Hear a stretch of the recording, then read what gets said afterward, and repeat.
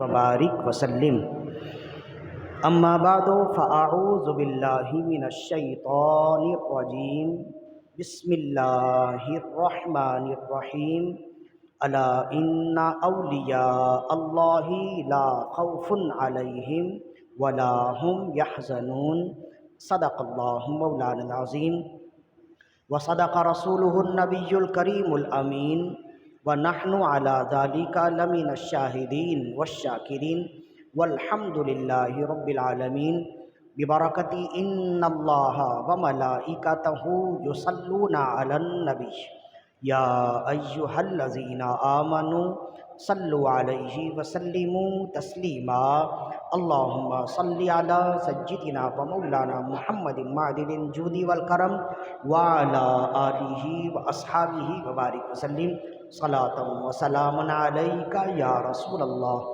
صلی اللہ علیہ وآلہ وسلم۔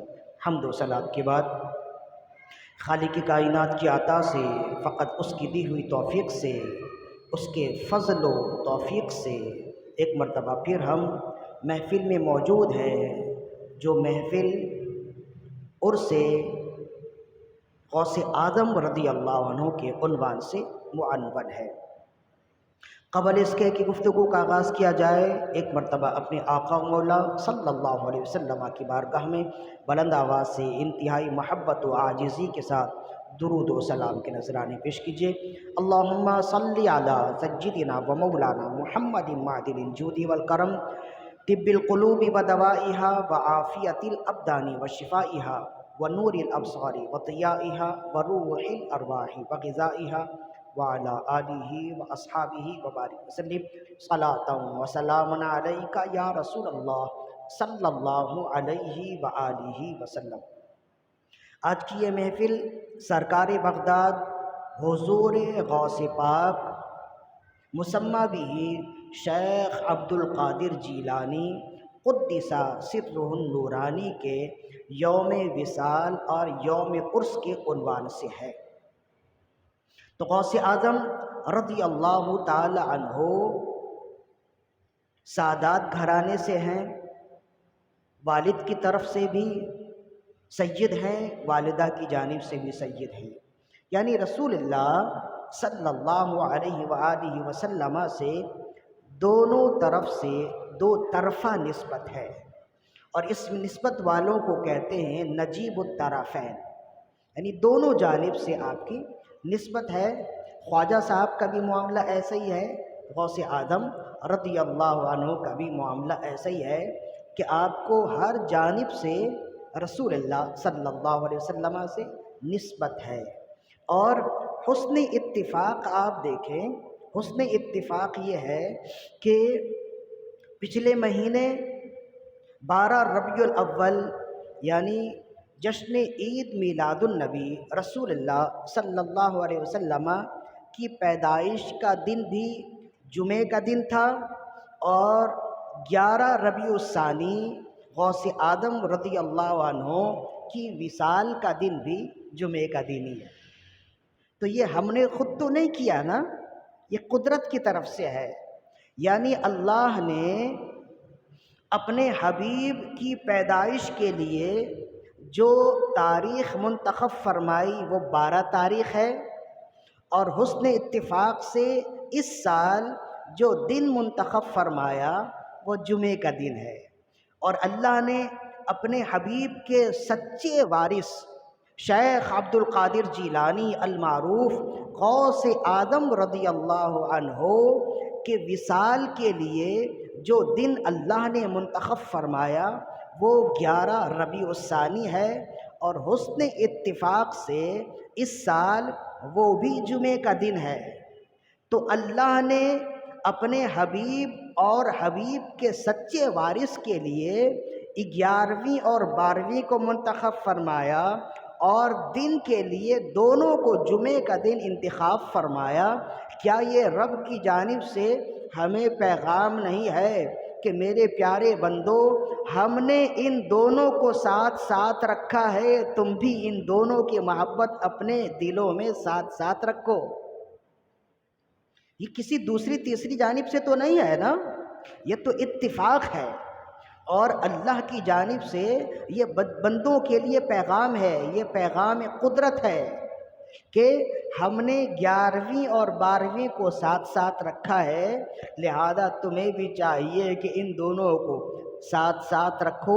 اہل محبت کہتے ہیں، اب یہ تو کسی کتاب میں لکھا نہیں، اہل محبت کہتے ہیں، آپ گھڑی کے کانٹوں کی طرف دیکھیے تو پہلے 11 بجتا ہے، پھر 12 بجتا ہے، پھر 1 بجتا ہے۔ تو یہ ہمیں پیغام دیتا ہے کہ اگر تمہیں رسول اللہ کی محبت چاہیے، اگر تمہیں رسول اللہ کا عرفان چاہیے، 11ویں والے بابا کے پاس چلے جاؤ۔ جب تم 11ویں والے بابا سے منسوب ہو جاؤ گے، جب تمہاری نسبت ان سے ہو جائے گی تو وہ تمہیں 12ویں والے آقا کی بارگاہ میں لے جائیں گے، اور پھر 12 کے بعد 13 نہیں بجتا، 12 کے بعد فوراً 1 بجتا ہے۔ یہ پیغام دیتا ہے کہ جب تمہاری عقیدت کی نسبت 11ویں والے اور 12ویں والے سے ہو جائے تو یہ دونوں تمہیں ایک رب کی بارگاہ میں لے جانے والے ہو جائیں گے۔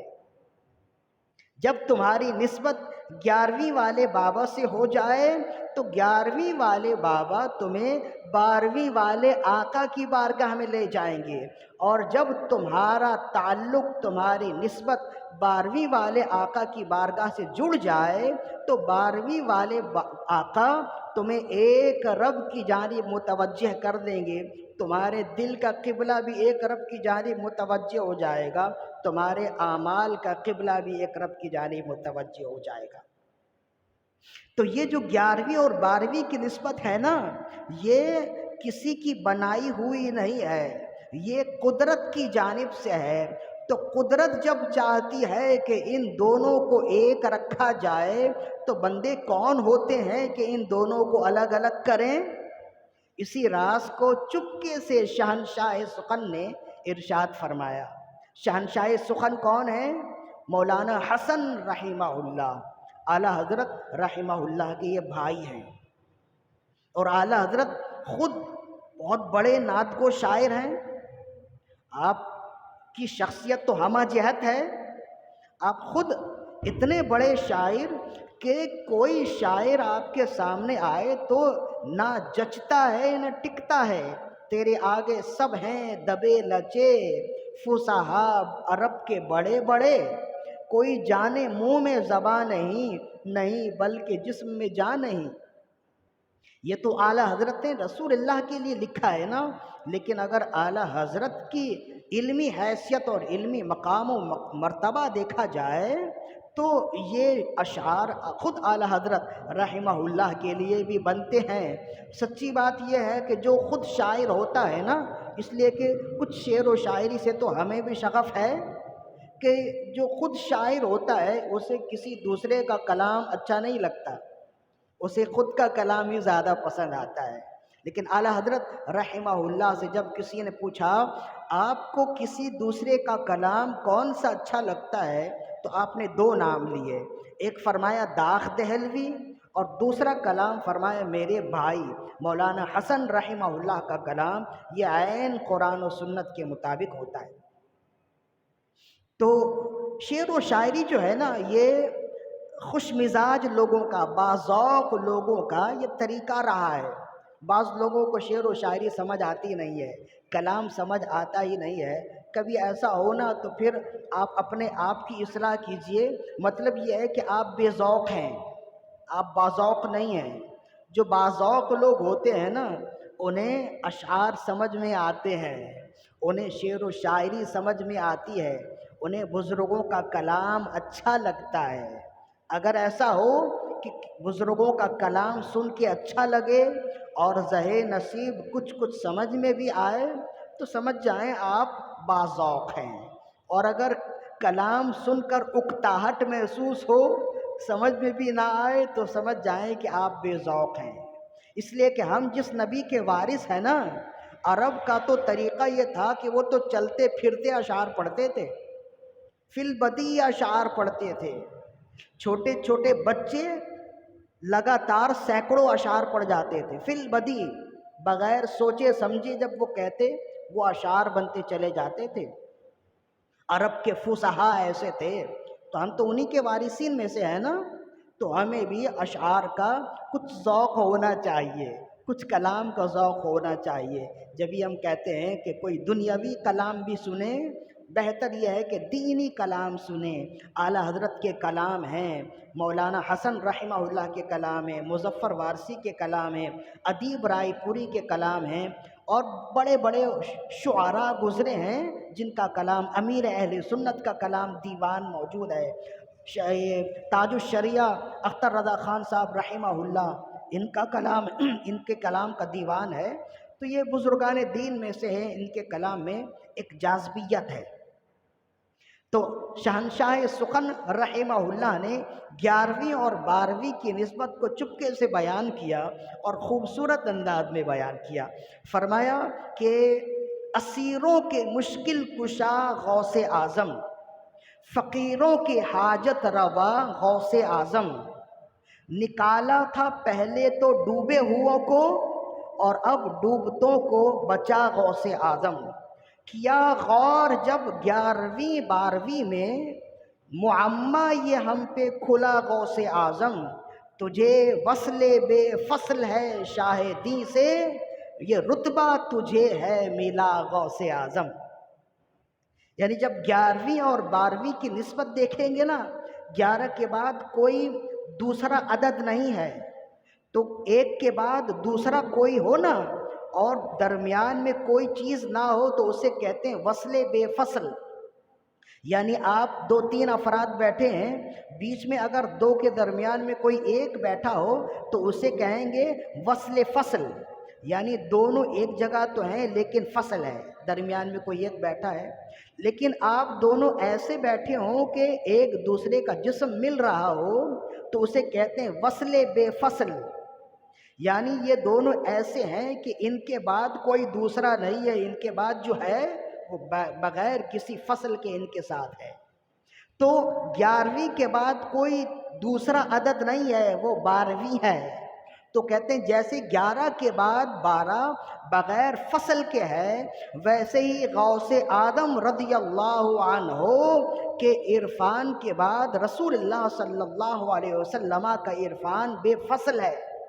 یعنی جو 11ویں والے بابا کی بارگاہ میں پہنچ جائے تو 11ویں والے بابا انہیں 12ویں والے آقا کی بارگاہ میں فوراً پہنچا دیتے ہیں۔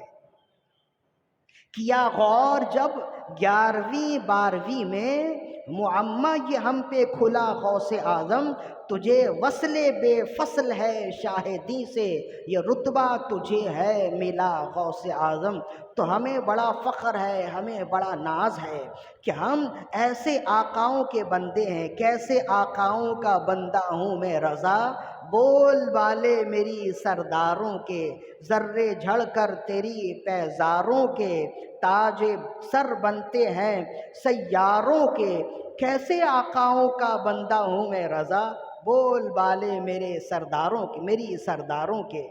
تو ہم ایسے آقاؤں کے غلام میں سے ہیں، ہمیں بڑا ناز ہے، اور جب تک ہماری نسبت ان آقاؤں کے ساتھ مضبوط تھی، ہماری ظاہری دنیا بھی اچھی تھی اور دل کی دنیا بھی اچھی تھی۔ سچی بات یہ ہے نا کہ ہمارے آباء و اجداد جو تھے نا، وہ اتنے پڑھے لکھے نہیں تھے، لیکن عقیدت میں ہم سے زیادہ مضبوط تھے۔ ہم تو جیسے جیسے علم حاصل کرتے گئے، پڑھتے گئے، تو دنیاوی علوم ایسا سر میں سوار ہوا کہ بزرگان دین کی نسبتوں کو ہم نے انکار کر دیا۔ ان کی نسبتیں جب ہماری زندگی سے گئیں تو ہمارا ستیہ ناش ہو گیا، کچھ بھی نہیں ہے۔ اب ذرا اپنے آباء و اجداد کو دیکھیں، ہر شخص دیکھے، اپنے والدہ کو دیکھے، اپنے والد کو دیکھے، اور اگر اس وقت آپ صحیح طور پر باشعور تھے، اپنے دادا دادی کو دیکھیں، نانا نانی کو دیکھیں، تو وہ چلتے پھرتے یا غوث آدم پڑھا کرتی تھی۔ اپنے بچوں کو اگر سلا رہی ہوتی تو غوث اعظم بمن بے سرو ساما مدد، قبلہ دین مدد، کعبہ ایمان مدد، یہ لوری دے کر تھپکا کر اپنے بچوں کو سلایا کرتی تھی۔ تو اب نہ ایسی مائیں ہیں، نہ ایسے باپ ہیں، اور نہ ایسے لوگ، ایسے عقیدت مند لوگ ہیں۔ ہم نے اپنے اکابرین، اپنے آباء و اجداد کو دیکھا کہ وہ پیر کا دن اور جمعرات کے دن کا بڑا اہتمام کرتے، پیر کا دن بڑے پیر صاحب کے لیے، اور رسول اللہ صلی اللہ علیہ وسلم پیر کے دن آپ پیدا ہوئے نا، تو پیر کا دن کا بڑا اہتمام ہوتا، کچھ اچھا کھانا بنایا جاتا، اڑوس پڑوس میں تقسیم کیا جاتا۔ جمعرات کے دن اچھا کھانا بننا چاہیے، فقیر دروازوں پر آتے ہیں۔ جمعرات کے دن حدیث شریف ہے کہ تمہارے جو مردے ہیں وہ جمعرات کے دن تمہارے گھروں میں آتے ہیں، لوبان کا اہتمام ہوتا، خوشبو کا اہتمام ہوتا، اگربتیاں جلائی جاتی ہیں، خوشبو کیا جاتا، دروازوں سے چپلیں ہٹا دی جاتی ہیں کہ ہمارے جو مردے آئیں گے، ہماری میتیں آئیں گی تو ان کے لیے کوئی روک نہ ہو، کوئی بری بات انہیں نہ لگے، کوئی ناراضگی نہ ہو جائے، پھر کچھ پڑھا جاتا، ان کے لیے ایصال ثواب کیا جاتا۔ تو یہ عین قرآن و سنت کے مطابق ہے۔ ہم تو ٹپیکل لوگ ہو گئے، ہم تو جیسے جیسے بڑھتے چلے گئے، جیسے جیسے علم میں ترقی کرتے چلے گئے، تو ہم ان تمام باتوں سے دور ہو گئے، ہم مشینی لوگ ہو گئے۔ ہم مشینی جب لوگ ہوئے تو ہماری نسبت بزرگوں سے ختم ہو گئی، تو پھر ان کا معاملہ ایسا ہی ہوتا تھا۔ وہ جمعرات کے دن نظر و نیاز کا اہتمام ہوتا، کچھ نہ ملے تو گھر میں سوجی کا حلوہ ہی بنا لیا، چھوٹے چھوٹے معصوم بچوں میں تقسیم کر دیا۔ غوث پاک کی نیاز ہے، خواجہ صاحب کی نیاز ہے، بڑے پیر صاحب کی نیاز ہے، مشکل کشا مولا علی کی نیاز ہے۔ بچے بھی انتظار کرتے تھے۔ اب تو گلیوں میں وہ آواز ہم سنتے ہی نہیں جو بچپن میں سنا کرتے تھے۔ بچپن میں جمعرات کے دن ہمارے کان گلیوں میں لگے ہوتے، آؤ بچوں شیرنی لو، تو کبھی ادھر سے آواز آتی، کبھی ادھر سے آواز آتی، کبھی ہم وہاں سے ٹافیاں لے لیتے، کبھی وہاں سے شیرنیاں لے لیتے۔ تو یہ بزرگان دین سے اپنی عقیدت کا اظہار تھا نا۔ تو اب اس کا اندازہ کیا ہوتا تھا، اب اس کا فائدہ کیا ہوتا تھا۔ اس زمانے میں ایک کمانے والا ہوتا، 10 کھانے والے ہوتے، اس کے باوجود مہینے کے آخر میں 10 لقمے بچ جاتے تھے۔ جب ہم پریکٹیکل لوگ ہو گئے، ان چیزوں کو ہم نے چھوڑ دیا، جیسے جیسے ہم علم کی طرف گئے اور ایسے علم کی طرف آگے بڑھے جس نے ہمیں بزرگان دین کی نسبتوں سے جاہل بنا دیا، تو جب ہم بزرگان دین کی نسبتوں سے پیچھے ہو گئے تو اب حال یہ ہے کہ 10 کمانے والے، 10 کھانے والے، اس کے باوجود مہینے کے آخر میں 10 لقمے گھٹ جاتے ہیں، قرضہ لینا پڑتا ہے، ادھر ادھر سے کوئی نہ کوئی جگاڑ لگانی پڑتی ہے، تو ہر چیز کا کوئی نہ کوئی اثر تو ہوتا ہے نا۔ تو بزرگان دین سے نسبتوں کا یہ اثر تھا کہ کم میں بھی ہم خوشحال تھے، اور جیسے جیسے ان کی نسبتیں ہماری زندگیوں سے دور ہوتی گئی ہیں تو ہم بہت زیادہ ہونے کے باوجود کون سا گھر ایسا ہے جو خوشحال ہے؟ ہم بدحال ہو گئے۔ صرف مال کا ہونا خوشحالی نہیں ہے۔ جن کے پاس دولت ہے ذرا جا کر تو پوچھو، جس کے پاس دولت ہے اس کے لیے کھانے کے لیے کچھ نہیں ہے، ڈاکٹر نے ہر چیز کو منع کر دیا، اور جس کے پاس کھانے کے لیے سب کچھ ہے اس کے پاس پیسے نہیں ہیں۔ جس کے پاس دونوں ہیں اس کے گھر میں لڑائی جھگڑے ہیں، جس کے گھر میں لڑائی جھگڑے نہیں تو بچے کی کمی ہے، کسی کے گھر میں بچے ہیں تو بچے نافرمان ہیں۔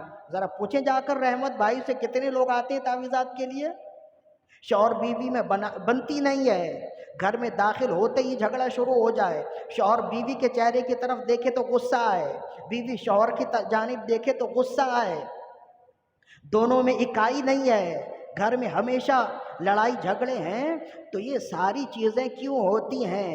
جہاں یہ شیطانی اثرات ہیں تو ان شیطانی اثرات کو روکنے کے لیے اللہ نے ان روحانی مخلوقات کو ہمارے درمیان میں دیا ہے۔ یہ جو فرشتے ہیں یہ روحانی مخلوقات ہیں، اور یہ جو اللہ کے اولیاء ہیں یہ جب تک زندہ ہوتے ہیں جسمانی مخلوقات میں ان کا شمار ہوتا ہے، جب اس دنیا سے رخصت ہو جاتے ہیں تو روحانی مخلوقات میں ان کا شمار ہوتا ہے۔ پھر ان کی پرواز جسمانی مخلوق سے زیادہ ہو جاتی ہے۔ روح کی پرواز کا کوئی اندازہ کر سکتا ہے کہ روح کہاں سے کہاں تک پرواز کرتی ہے؟ ایک لمحے میں یہاں تو دوسرے لمحے میں عرش پر، ایسی تیز پرواز ہوتی ہے۔ تو اس کا اثر یہ ہے، یہ جو محفلیں ہیں نا، ہم کوئی نئی بات بتانے نہیں آئے، ہم بھولا ہوا سبق یاد دلانے آئے کہ ہم کہاں تھے کہاں پہنچ گئے۔ اسی طرح کی محفلوں میں جب ہم آتے ہیں تو ہمیں معلوم ہو جاتا ہے ہم غلطی کہاں کر رہے ہیں۔ وقت کی کائی جم تو گئی ہے یاد کی گہری جھیلوں پر، لہر کوئی تھرا جاتی ہے تیز ہوا چل جانے سے۔ اللہ کروڑوں رحمت و رضوان کی بارش فرمائے۔ حضرت علامہ و مولانا سید حمزہ علی قادری صاحب رحمہ اللہ، ہم نے بچپن میں انہیں سنا، بہت سنا۔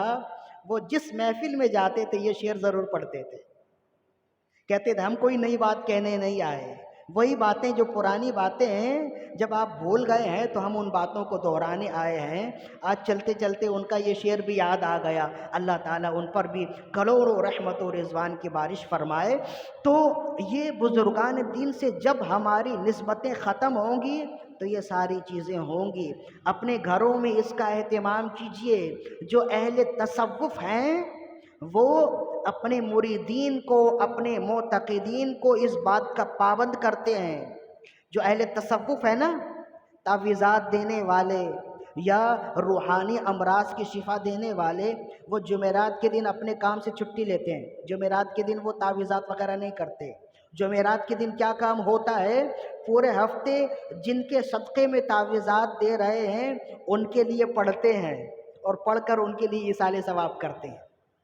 آپ کہیں بھی چلے جائیں، کسی بھی خانقاہ میں چلے جائیں، جمعرات کے دن تعویذات وغیرہ کا اہتمام نہیں ہوتا، وہ ذکر و اذکار کرتے ہیں۔ جو ان کے بزرگان دین سے ذکر و اذکار چلے ہیں اس کا اہتمام کرتے ہیں، اور پھر اپنے تمام سلسلے کے جتنے بزرگان دین ہیں جن کے صدقے میں انہیں روحانی قوت ملی ہے انہیں ایصال ثواب کرتے ہیں اور دیگر ذکر و اذکار کرتے ہیں، اور اپنے مریدین سے بھی کہتے ہیں کہ جمعرات کے دن اہتمام کیجئے، بزرگان دین کے نام پر نیاز کیجئے، جو آپ سے بن پڑتا ہے وہ آپ کیجئے۔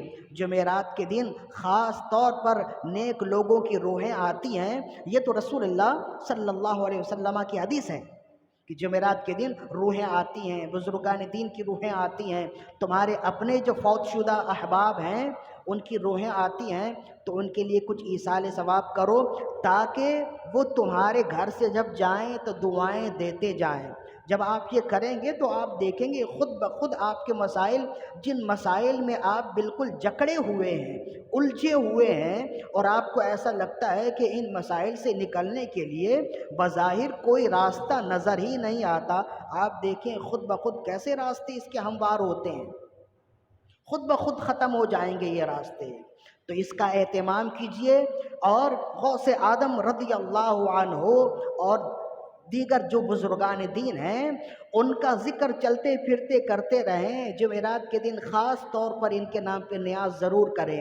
جو دکان والے ہیں اپنی دکانوں میں نیاز کریں، اپنے گھروں میں ان کے لیے ایصال ثواب کریں۔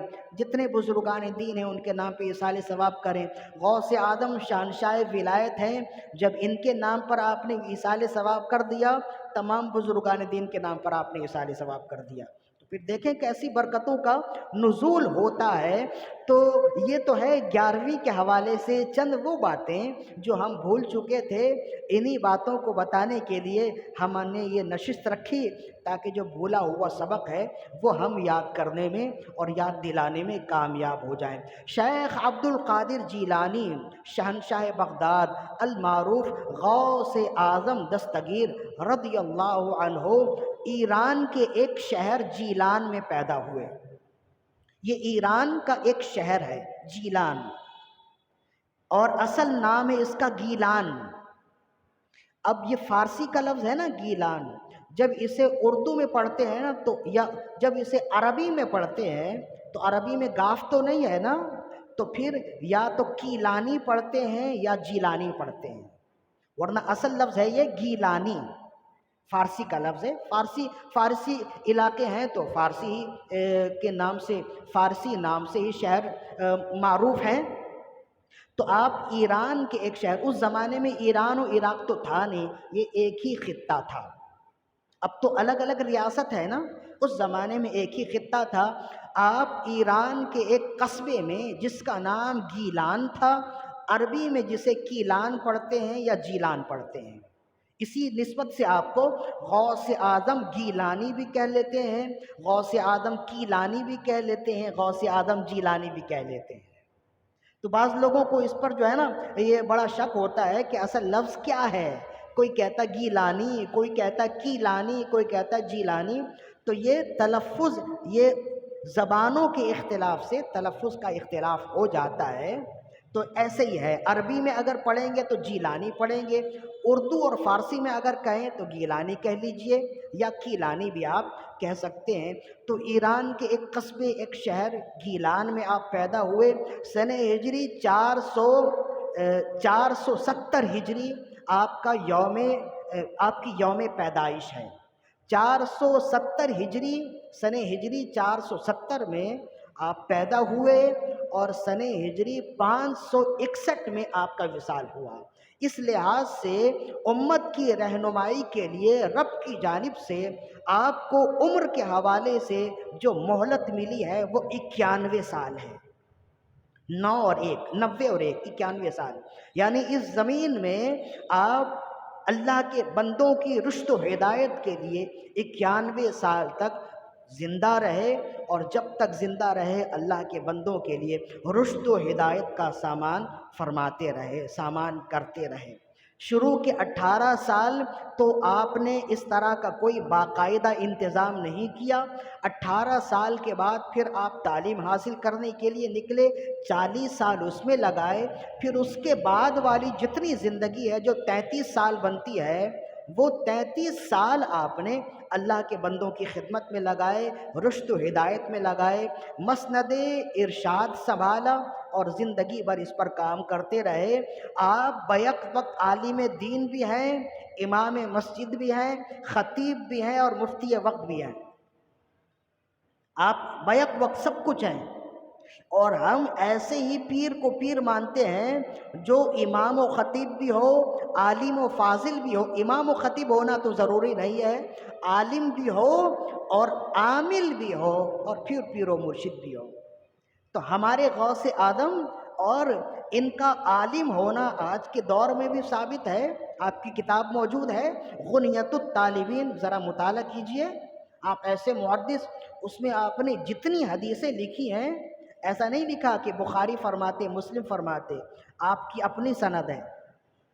غنیۃ الطالبین میں جتنی حدیثیں ہیں، ساری حدیثوں میں حدثنی فلاں وحدثنی فلاں کہہ کے آپ کی اپنی سند ہے۔ اس میں یہ آپ کی علمی وجاہت ہے کہ آپ صوفی بزرگ بھی ہیں، درویش بھی ہیں، مسند ارشاد بھی سنبھالنے والے اور مسند افتاء بھی سنبھالنے والے ہیں، اور پھر واعظ ایسے۔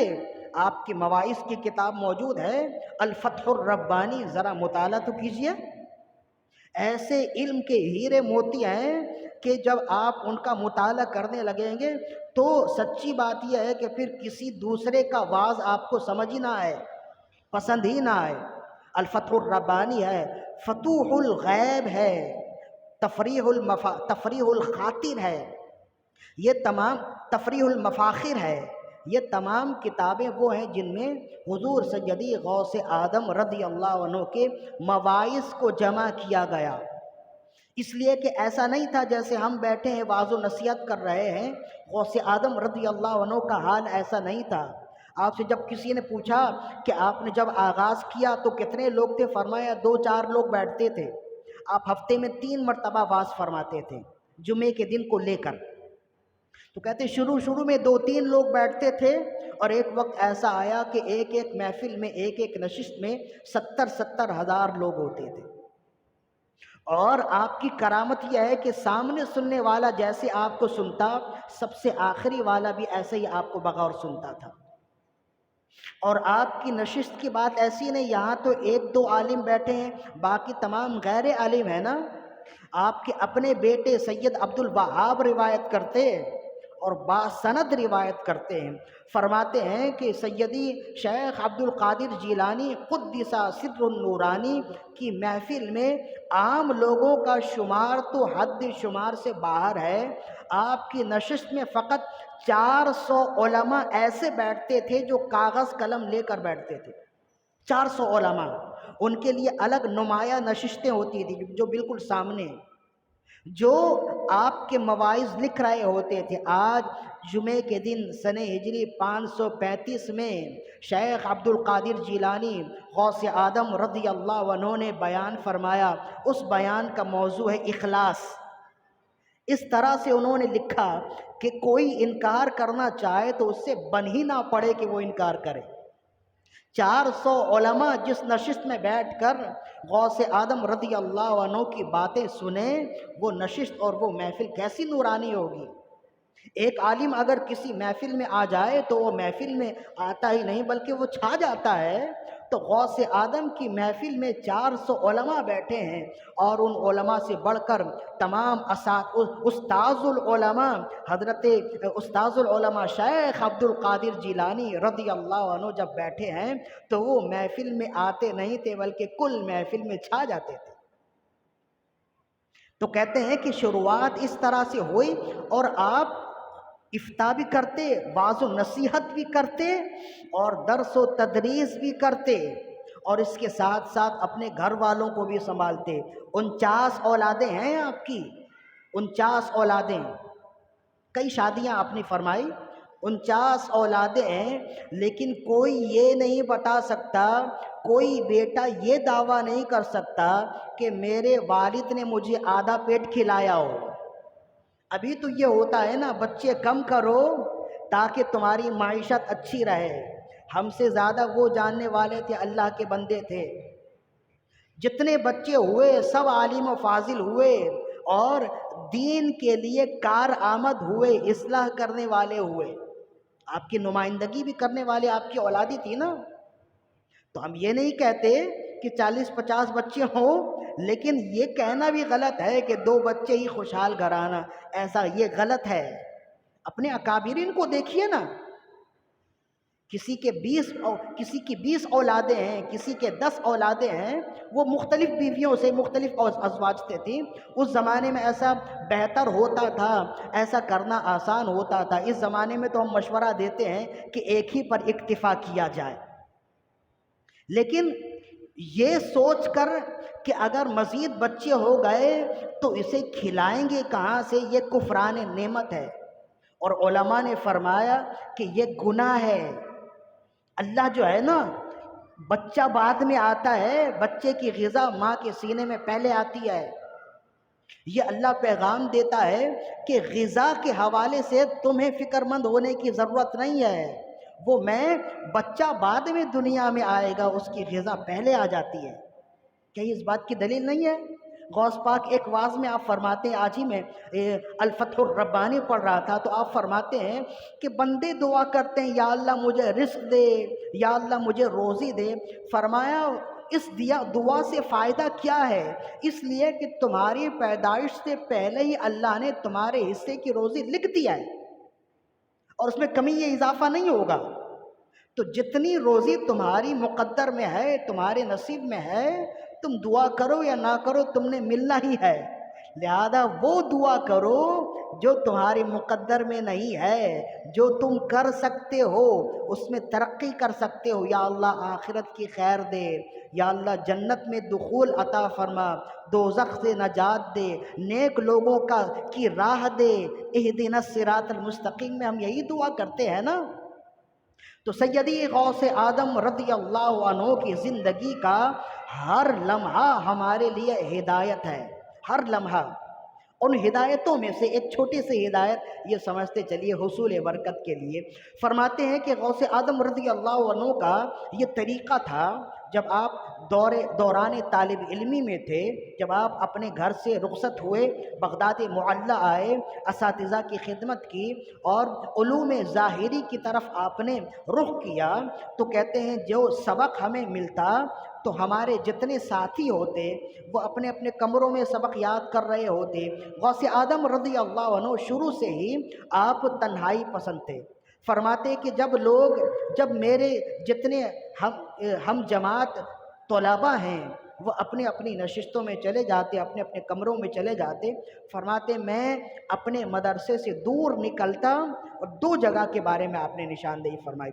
فرمایا آبادی سے دور ایک غیر آباد مسجد تھی، وہاں جا کر بیٹھ کر میں اپنے اسباقیات کرتا تھا۔ آبادی سے دور غیر آباد مسجد، بسا اوقات ایسا ہوتا ہے نا، چھوٹی سی بستی ہوئی، وہاں نماز پڑھنے کے لیے مسجد بنا لی، پھر کسی بھی وجہ سے وہ بستی ختم ہو گئی تو لوگ جب چلے گئے، مسجد تو ہے نا، مسجد تو مسجد ہی ہوتی ہے، ایسا نہیں ہوگا لوگ چلے گئے مسجد کی جگہ توڑ کر آپ کوئی اور عمارت بنا لیں۔ مسجد ایک بار تعمیر ہو جائے، مسجد کا قیام صحیح طور پر حقدار جس کی زمین ہے وہی کہہ دے یہ جگہ مسجد کی ہے، جب ایک بار کہہ دیا گیا تو قیامت تک وہ جگہ مسجد ہی ہوگی، توڑ کر آپ دوسری حتیٰ کہ مدرسہ بھی نہیں بنا سکتے، وہاں مسجد ہی ہوگی۔ تو غیر آباد مسجد میں وہاں آپ بیٹھ کر اپنے اسباق یاد کرتے۔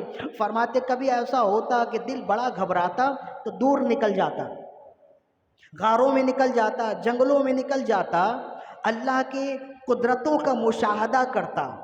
جیسے ہم بازاروں میں جائیں تو للچائی ہوئی نظروں سے ان چیزوں کو دیکھ رہے ہوتے ہیں نا، مختلف چیزوں کو، تو جو اللہ والے ہیں وہ جب باہر نکلتے ہیں نا تو قدم قدم پہ انہیں اللہ کی قدرتوں کے نظارے نظر آتے ہیں۔ خود رسول اللہ صلی اللہ علیہ وسلم کا اپنا طریقہ یہ تھا کہ جب آپ شام کے وقت، رات کے وقت جب آپ آرام فرما ہوتے نا، کھلے صحن میں آپ یوں لیٹتے اور آسمان کی طرف دیکھتے، ستاروں کو دیکھا کرتے تھے کہ یہ آسمان کیسا کھلا آسمان ہے، اتنی بڑی چھت ہے بغیر ستون کے، کوئی شگاف نہیں۔ ثم ارجع البصر فرجع البصر خاشعا وهو حسیر، اپنی نظر اٹھاؤ، دیکھو آسمان میں کوئی پھٹن ہے، کوئی شگاف ہے، کوئی ستون ہے، بار بار اٹھاؤ تو تمہاری نظر لوٹ آئے گی نا امید ہو کر، اس لیے کہ اللہ نے آسمان ایسی چھت بنائی ہے بغیر ستون کے ہے، اس میں کوئی ٹیڑھا پن نہیں ہے، کوئی شگاف نہیں ہے۔ ان ستاروں کو رسول اللہ دیکھا کرتے اور پھر پڑھتے ربنا ما خلقت ھذا باطلا سبحانک فقنا عذاب النار، یا اللہ تو نے ان ستاروں کو بیکار نہیں بنایا، تو پاک ہے۔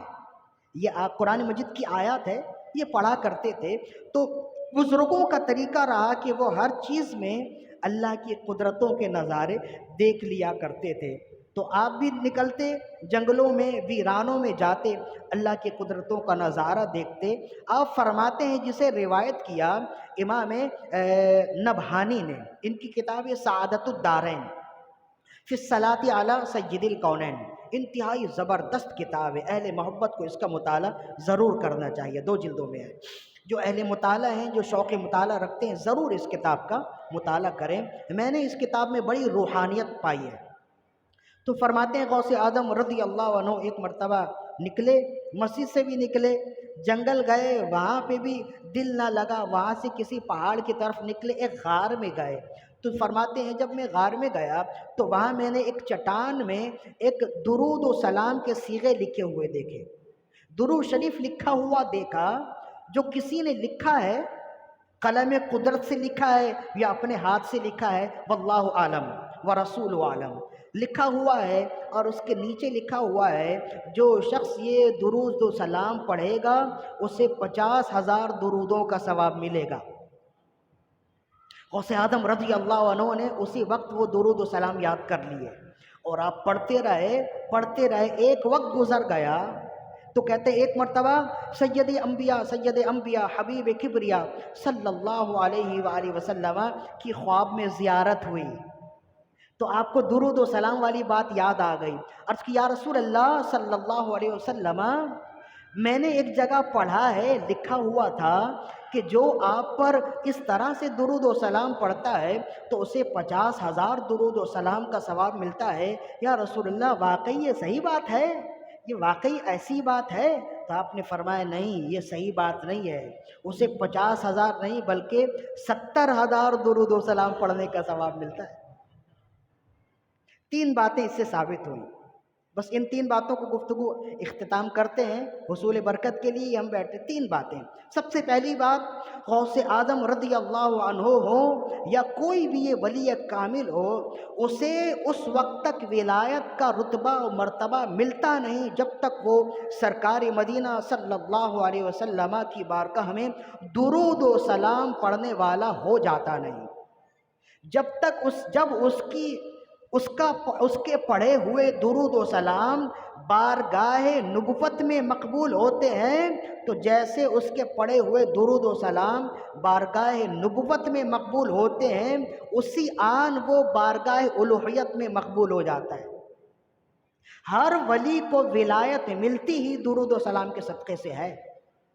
اگر درود و سلام پڑھنے میں کوئی مطلب نہ ہوتا، کوئی فضیلت نہ ہوتی، تو غوث اعظم رضی اللہ عنہ یوں درود و سلام پڑھتے والے نہ ہوتے، اور اس کثرت سے درود و سلام پڑھنے والے نہ ہوتے۔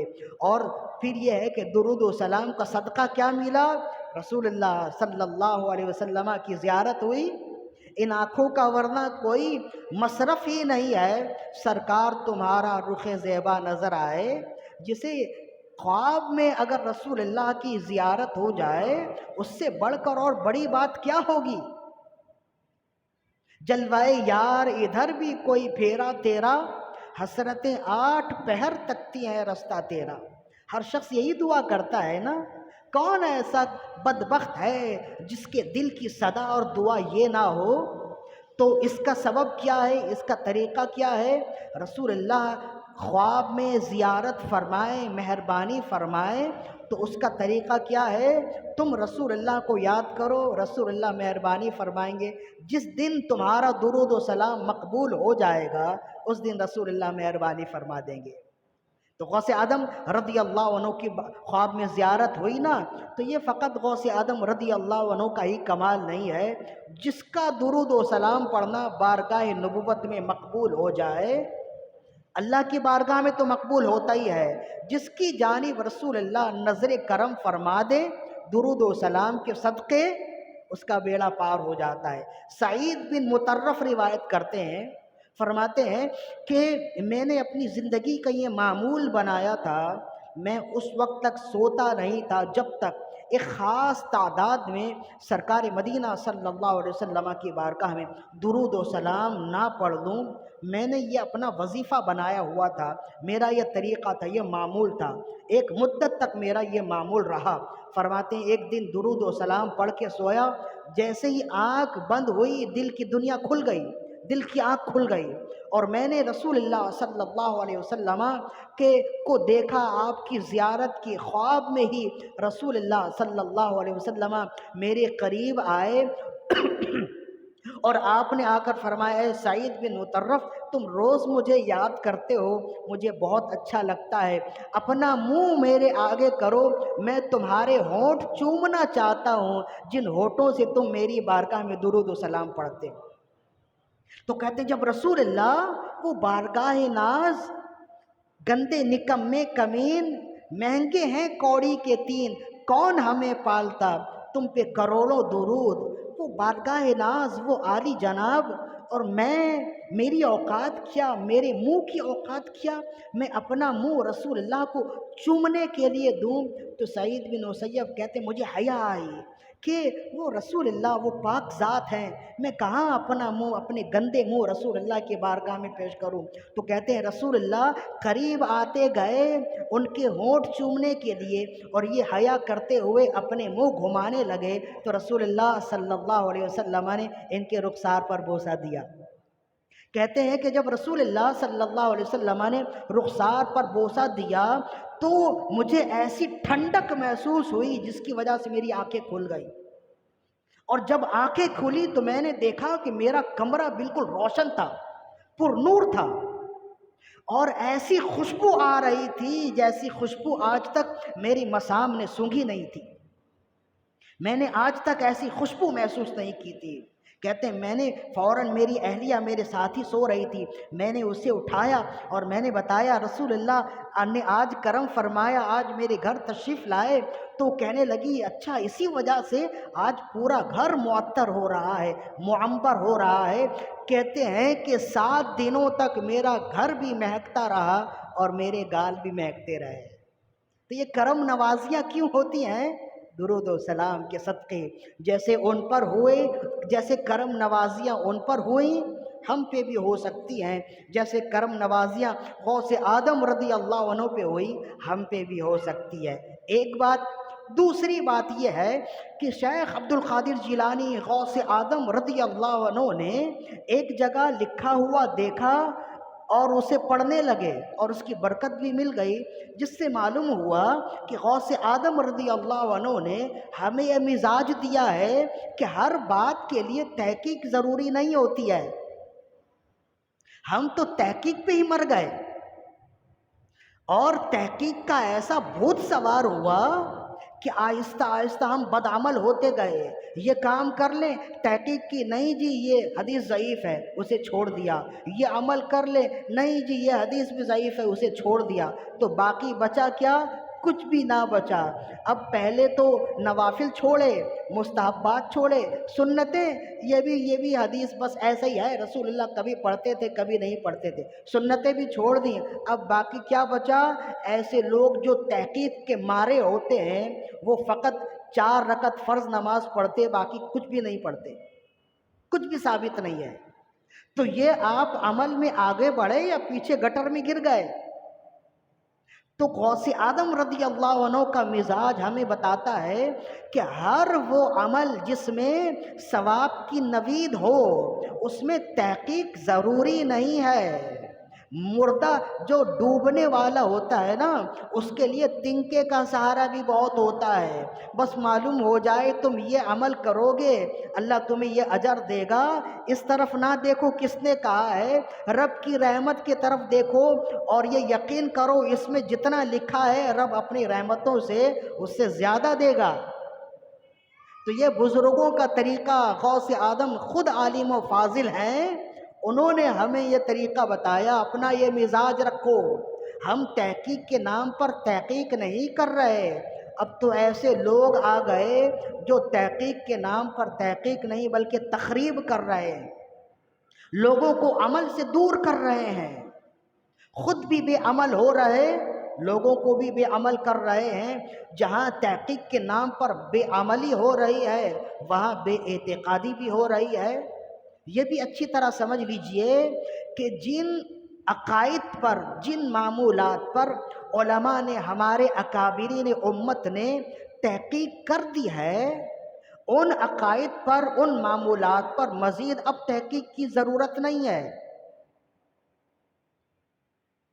اعلیٰ حضرت رحمہ اللہ نے تحقیق کر دیے، داتا علی ہجویری رحمہ اللہ نے تحقیق کر دیے، پھر مہر علی شاہ رحمہ اللہ نے تحقیق کر دیے، اکابرین امت محدثین نے، ابن حجر نے تحقیق کر دیے۔ تحقیق کر کے مہر لگا کر جب کتاب بند کر دی ہے تو اب آج کا نیا محقق جب اس کتاب کو نئی تحقیق کے لیے کھولے گا نا تو پھر وہ تحقیق نہیں کرے گا، وہ تخریب کرے گا، لوگوں کے اوزان خراب ہوں گے۔ یہی تو وجہ ہے مولا علی رضی اللہ عنہ اور امیر معاویہ رضی اللہ عنہ کے درمیان جو لڑائیاں ہوئی ہیں، ہمارے اکابرین نے تحقیق کر کے مہر لگا کے کتاب بند کر دی ہے۔ باغ فدق کا مسئلہ، افضلیت شیخین کا مسئلہ، ایمان ابی طالب کا مسئلہ، یہ تمام مسائل وہ ہیں ہمارے اکابرین نے تحقیق کر دی ہے، مہر لگا کے کتاب بند کر دیا ہے اور کہا ہے کہ ہم نے تحقیق تو کر دیے ہیں، اب اس پر گفتگو کرنا یہ پسندیدہ موضوع نہیں ہے، اور اس پر اب جو تحقیق کرے گا وہ مزید تحقیق کرنے والا نہیں ہوگا، وہ تخریب کرے گا۔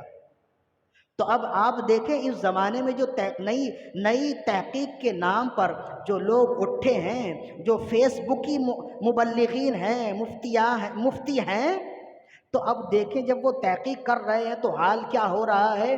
اپنے آباء و اجداد کا عقیدہ دیکھیے اور اپنا عقیدہ دیکھیے۔ وہ تو صحابہ کا نام آ جائے آپ سر جھکا لیتے تھے، اہل بیت کا نام آ جائے سر جھکا لیتے تھے اور کہتے تھے کہ یہ تو ایسی پاک ہستیاں ہیں کہ بے وضو ان کا نام لینا بھی بے ادبی ہے۔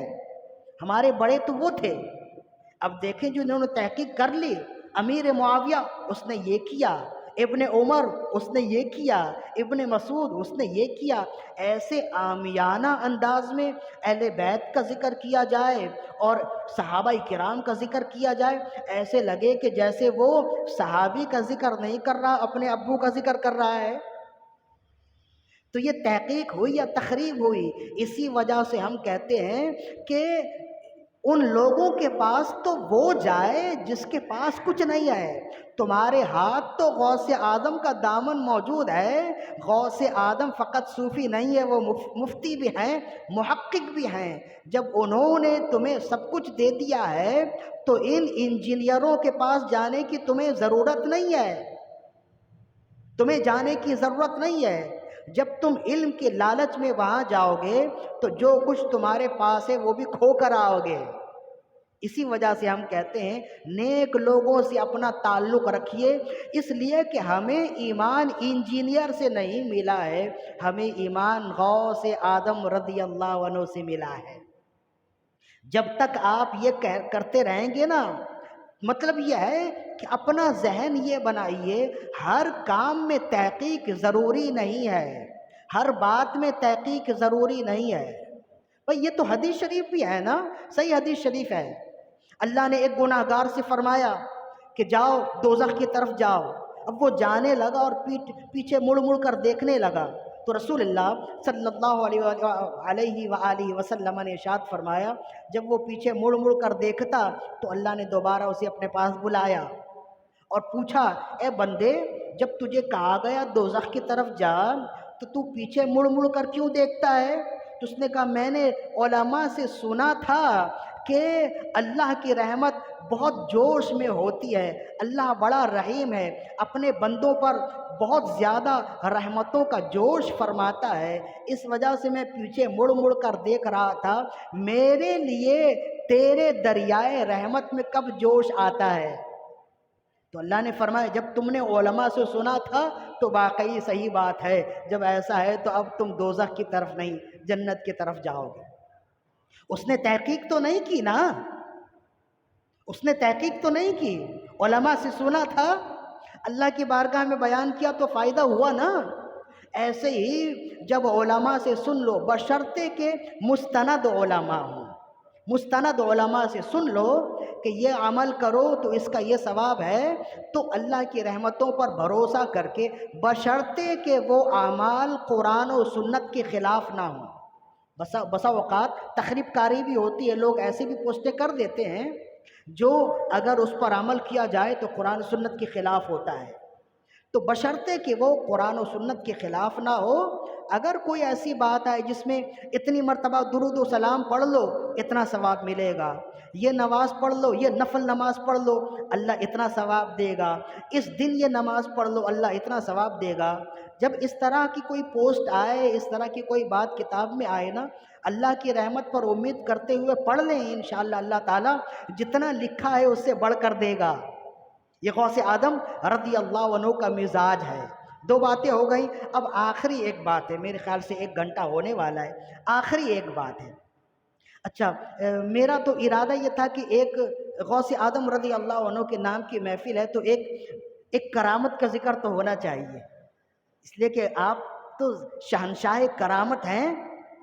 آپ کے بیٹے خود روایت کرتے ہیں کہ غوث اعظم رضی اللہ عنہ ایسے کثیر الکرامہ تھے، اچھا ایسے کثیر الکرامہ تھے کہ جس وقت آپ کرامت دکھانے کے لیے سوچتے اللہ آپ کی ذات سے کرامت کو ظاہر فرما دیتا تھا، ایسے کثیر الکرامہ تھے۔ بلکہ علماء نے تو اتنا کہا جیسے رسول اللہ صلی اللہ علیہ وآلہ وسلم کے معجزات کی انتہا نہیں ہے، ویسے ہی اگر کوئی غوث اعظم کی کرامات شمار کرنا چاہے نہیں کر سکتا ہے۔ تو غوث اعظم رضی اللہ عنہ کی تو کئی کرامات ہیں، ایک کرامت یہ بھی سن لیجئے، آپ کے ایک غلام ہیں جن کا نام ہے طویل، ان کا نام تو کچھ اور تھا، طویل السیاح، یہ غوث اعظم رضی اللہ عنہ نے ان کا نام رکھا تھا، نام کچھ اور تھا۔ محمد ابو الفتح ان کا نام تھا، محمد بن ابی الفتح ان کا نام تھا۔ تو جب وہ بارگاہ غوثیت میں حاضر ہوئے، چھوٹی عمر میں تھے، بارگاہ غوثیت میں حاضر ہوئے، تو آپ نے پوچھا تمہارا نام کیا ہے؟ تو عرض کی میرا نام ہے محمد بن ابی الفتح۔ آپ نے فرمایا اچھا، تم اپنے نام کے ساتھ طویل بھی لگا لو، طویل بھی لگا لو۔ تو انہوں نے اپنے نام کے ساتھ طویل لگا لیے۔ یہ غوث اعظم رضی اللہ عنہ کے سب سے پہلے مرید ہیں، سب سے پہلے خادم ہیں۔ یہ ایک تاریخی جملے ہیں، اس کو یاد رکھیے۔ آپ کے مریدین کی تعداد کتنی ہے کسی کو معلوم نہیں ہے، اس لیے کہ کبھی مرید بننے کا کام رکے تو تعداد کی گنتی ہو نا، قیامت تک آپ کی مریدین تو بنتے چلے جا رہے ہیں نا۔ تو سب سے آخری مرید کون ہوگا ہمیں معلوم نہیں ہے، لیکن صاحب بہجت الاسرار نے لکھا یہ آپ کے سب سے پہلے خادم ہیں، یعنی سب سے پہلے مرید ہیں آپ کے۔ کہتے جب آپ آئے نا، آپ کو نزلہ ہو رہا تھا، ناک سے پانی گر رہے تھے اور بلغم بھی بہت آ رہے تھے۔ تو ظاہر ہے کہ بارگاہ غوثیت میں آئے ہوئے ہیں تو بار بار ناک صاف کرتے ہیں، یہ بھی بے ادبی ہے، لیکن کیا کریں، تو سکون ملتا نہیں ہے، طبیعت اس طرح کی ہے نہیں کہ وہ عرض کی کہ یا سیدی میرے لیے دعا فرما دیجئے۔ آپ نے فرمایا ٹھیک ہے، آج کے بعد تمہیں اس طرح کی کوئی بیماری نہیں ہوگی۔ تو کہتے ہیں اس دن کے بعد سے کبھی بھی ان کے ناک سے کوئی ایسی چیز نہیں نکلی، اور ان کا بلغم اس دن کے بعد سے کبھی بھی ایسا نہیں ہوا کہ بلغم نکالنے کی نوبت آئے۔ تو پھر وہ زندگی بھر آپ کی خدمت میں رہے۔ ایک مرتبہ پوچھا یا سیدی، وہ چھوٹے قد کے تھے، ان کا قد جو ہے نا چھوٹا تھا، عرض کی یا سیدی آپ نے میرا نام طویل رکھا ہے، میرا قد تو چھوٹا ہے۔ آپ نے فرمایا میں نے تمہارے قد کی وجہ سے طویل نام تھوڑی رکھا ہے، تمہاری عمر طویل ہوگی اور تم طویل السیاح ہوگے، تم دنیا گھومو گے، بہت زیادہ دنیا گھومو گے، اس وجہ سے میں نے تمہارا نام طویل رکھا ہے۔ غوث پاک جب تک حیات سے رہے ان کی خدمت کرتے رہے، اور ان کے بعد بھی آپ حیات سے رہے، 137 سال آپ نے عمر پائی، اور آپ کے مریدین میں سب سے زیادہ دنیا کا دورہ کرنے والے تھے۔ جب کہتا آپ کو اتنی بڑی عمر ملی، کہتے یہ غوث اعظم رضی اللہ عنہ کہ ایک زبان کے اثر کا صدقہ ہے، آپ نے میرا نام طویل رکھ دیا، اللہ نے میری عمر طویل کر دی ہے۔ تو یہ نیک لوگوں کی زبانوں کی برکتیں ہیں۔ ہم تو خوش عقیدہ لوگ ہیں نا، تو ہم ان باتوں کو ماننے والے ہیں۔ ایک کرامت ہے، دوسری کرامت کرامت ہے، حضرت ابو منصور روایت کرتے ہیں، معروف الخزرجی، یہ غوث اعظم رضی اللہ عنہ کے زمانے میں بڑے علم والے تھے، علم فلسفہ میں بڑے ماہر تھے۔ حضرت معروف علم فلسفہ میں بڑے ماہر تھے، اور اس علم پہ بڑا ناز بھی تھا۔ تو دیکھیں علم فلسفہ تو اس زمانے میں بھی ہے، لیکن اس زمانے کا جو علم فلسفہ تھا وہ گمراہ کن تھا، وہ یونانی علم فلسفہ تھا، جس میں بہت زیادہ گمراہیت کی باتیں تھیں، تو علماء منع کرتے تھے اس زمانے میں۔ کرامیتا کا دور تھا اس زمانے میں، تو وہ علم فلسفہ کے وہ بھی ماہر تھے، اور یونانی علم فلسفہ پڑھنے کی وجہ سے ہی ان کا ایمان بگڑ گیا تھا۔ کرامتی لوگ تھے، جن کو اہل بواطین بھی کہتے ہیں، باطینی فرقہ بھی کہتے ہیں۔ تو اس زمانے میں یہ لوگ تھے، غوث پاک کے زمانے میں بھی تھے۔ پھر ایک وقت آیا ان لوگوں کی مخالفت کے لیے، پھر امام غزالی کو اللہ نے بھیجا۔ تو امام غزالی جب آئے تو آپ نے وہ کفریہ علم فلسفے کو مسلمانوں کی زندگی سے نکالا، اور علم فلسفہ دیا، اور اہل ایمان کا علم فلسفہ دیا۔ تو جس زمانے میں جیسا معاملہ تھا نا، جیسا انتشار تھا، اس زمانے میں اگر آپ دیکھیں گے نا، تو اللہ نے اپنے دین کی مدد کے لیے علماء کو، مجددین کو جب بھیجا تو انہی علوم اور انہی خوبیوں کا حامل بنا کر بھیجا۔ تو علم فلسفہ کا اس دور میں بڑا چرچا تھا۔ کوئی بھی چیز، کوئی بھی علم نیا آ جائے تو اس کا چرچا ہوتا ہے نا، جیسے اس زمانے میں ہارڈ ویئر اور سافٹ ویئر کا چرچا ہے۔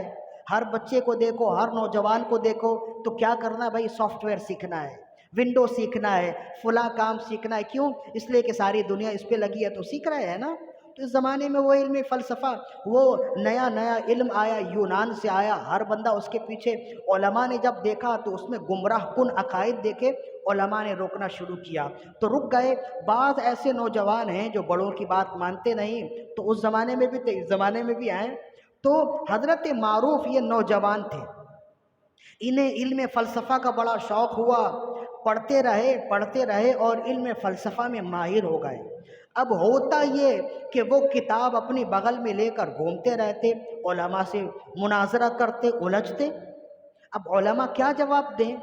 علماء جانتے ہیں ہر ایک کا جواب دینا علماء کی ذمہ داری بھی نہیں ہوتی ہے، اور جس اونچے مقام پر وہ ہوتے ہیں ان کے مقام کا بھی تقاضا ہوتا ہے کہ ہر ایک کا جواب نہ دیا جائے۔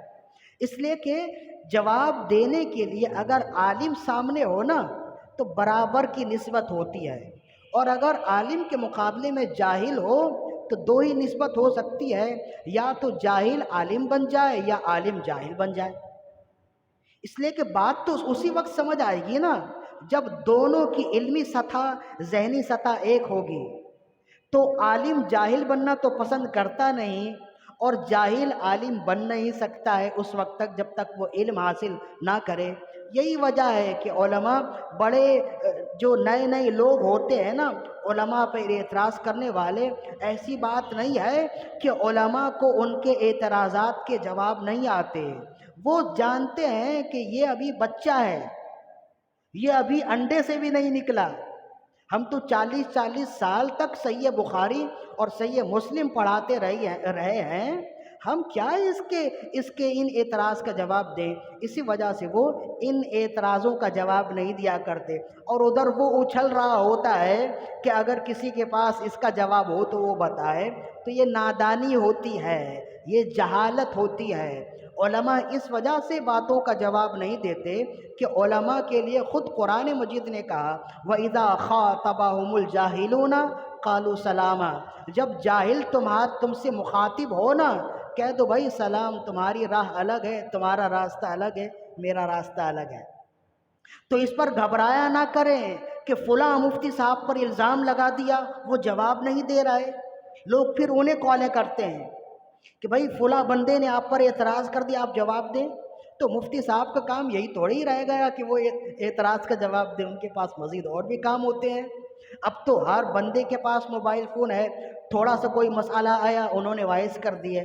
سچی بات یہ ہے کہ درجنوں وائس ہو جاتی ہے، ہم ڈر کے سنتے نہیں کہ اگر سن لیں گے تو وہاں ٹک لگ جائے اور اسے بھی سمجھ میں آ جائے چلو بھائی مفتی صاحب نے مسئلہ سن لیا ہے۔ اب جیسے ہی ٹک لگ جائے کالیں آنے لگ جائیں، جواب دیں جواب دیں۔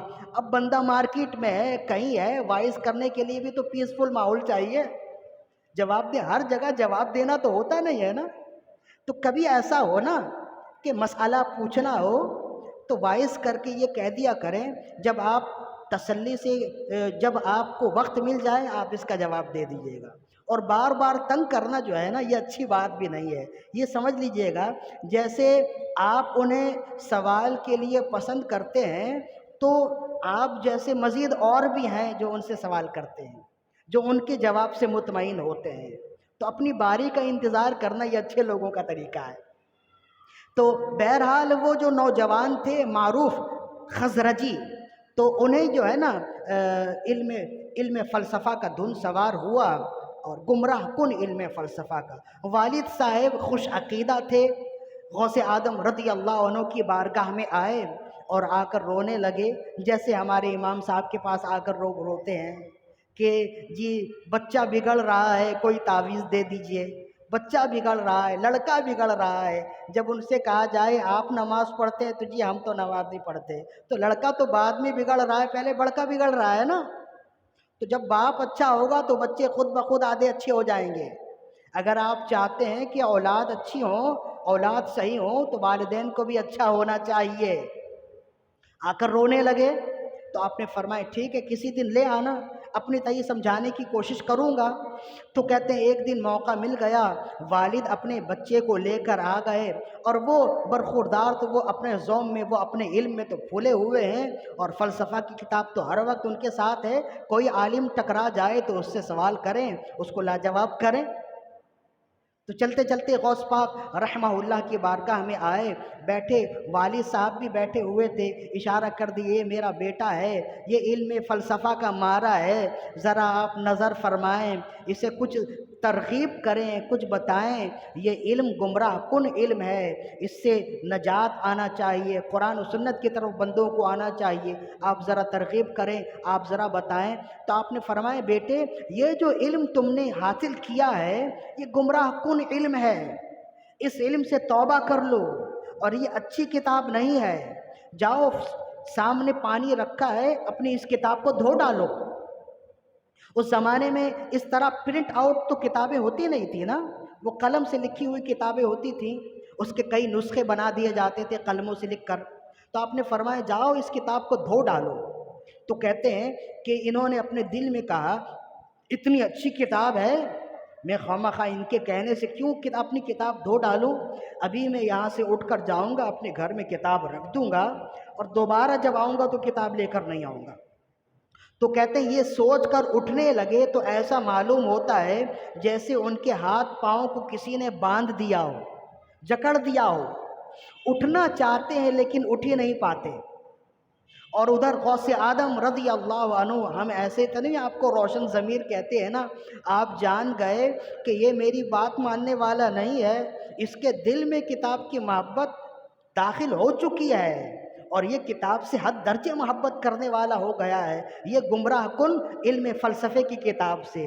لہذا آپ نے فرمایا لاؤ اپنی کتاب میرے حوالے کرو۔ نہ چاہتے ہوئے اب وہ کیا کرے، وہ تو بندھا ہوا ہے ایک طرح سے، اس نے اپنے ہاتھ کیے، سید غوث آدم رضی اللہ عنہ نے اس کتاب کو لیے، آگے پیچھے دیکھا، چند اوراق پلٹے، اور پلٹنے کے بعد آپ نے فرمایا اچھی کتاب ہے، فضائل قرآن پر مشتمل کتاب ہے، یہ اچھی کتاب ہے، یہ کہہ کر آپ نے ان کے حوالے کیا۔ اب جب وہ کتاب کو کھول کر دیکھتے ہیں تو واقعی وہ علم فلسفہ کی کتاب نہیں ہے، فضائل قرآن پر مشتمل کتاب ہے۔ اور اتنا ہی نہیں، آپ نے ان کی جانب دیکھا تو کہتے ہیں کہ جتنا علم فلسفہ میرے سینے میں تھا، اللہ نے سارا علم فلسفہ مجھے میرے سینے سے نکال دیا، اور علوم دینیہ خود بخود اسی آن میرے سینے میں آ گئے، اور جب وہ اٹھے تو دین اسلام کے اچھے عالم ہو کر اٹھے۔ تو بس میرا پیغام یہی ہے کہ ہم خوش عقیدہ لوگ ہیں۔ اب یہ کیسے ہوا، کہاں سے ہوا، اب اگر کوئی اعتراض کرے تو یا تو پھر اعتراض کرنا ہوگا کہ یہ اللہ کی قدرتوں سے بعید ہے، تو پھر بتاؤ کیا اللہ کی قدرتوں سے بعید ہے؟ اللہ جو چاہے اس سے بڑھ کر چاہے تو کام کر سکتا ہے، لہذا اللہ کی قدرتوں سے بھی بعید نہیں ہے۔ اور کیا کرامت سے یہ بعید ہے؟ کرامت سے بھی بعید نہیں ہے۔ کیا صحابہ کرام کی کرامتیں ہم بھول گئے؟ کیا رسول اللہ صلی اللہ علیہ وسلم نے بنی اسرائیل کے علماء کی کرامتیں گنوائی نہیں ہیں؟ کیا جریج پر جب الزام لگا تو ایک دودھ پیتے بچے نے آپ کے الزام کی گواہی نہ دی، آپ کے ایمان کی گواہی نہ دی؟ یہ صحیح کتابوں میں موجود ہے۔ تو یہ کیسے ہوگا؟ یہ وہ کہیں، وہ جانتے ہیں، وہ کہتے ہیں جن کا عقیدہ متزلزل ہوتا ہے، جن کا عقیدہ پھیکا ہوتا ہے۔ ہم کہتے ہیں کہ بے شک یہ کرامت سے بھی بعید نہیں ہے، اور سب سے بڑھ کر رب کی قدرتوں سے بھی بعید نہیں ہے۔ جب ایسا ہے تو ماننے کے علاوہ کوئی دوسری راہ نہیں ہے۔ میرا پیغام کیا ہے؟ پیغام میرا یہ ہے، جیسے غوث آدم رضی اللہ عنہ نے ان کے کتاب کی طرف نظر کی، کتاب کو بدل دیا، ویسے ہی آج اگر ہم ان کے نام لینے والے ہوں گے، عقیدت و احترام سے ان کا نام لینے والے ہوں گے، ایک نظر اگر ان کی پڑ گئی تو ہماری دنیا بھی بدل جائے گی، ہماری عقبہ بھی بدل جائے گی۔ اسی وجہ سے ہم کہتے ہیں زندگی بھر غوث آدم رضی اللہ تعالیٰ عنہ کا ذکر کرتے رہیے، ان کی عقیدت و ان کی بارگاہ میں عقیدت و احترام کے نذرانے پیش کرتے رہیے، اور جب بھی سنیں کوئی ایسا شخص ہو جو غوث آدم رضی اللہ عنہ کی بارگاہ میں آپ کے حوالے سے کوئی ہلکی گفتگو کر رہا ہے، اسے روکیے۔ اگر وہ رکتا نہیں یا آپ میں روکنے کی طاقت نہیں ہے، وہاں سے ہٹ جائیے، یہی صحیح طریقہ ہے۔ لہذا اللہ تعالیٰ سے دعا ہے کہ ہماری آج کی حاضری اپنی بارگاہ میں قبول و مقبول فرمائے۔ وما علینا الا البلاغ المبین۔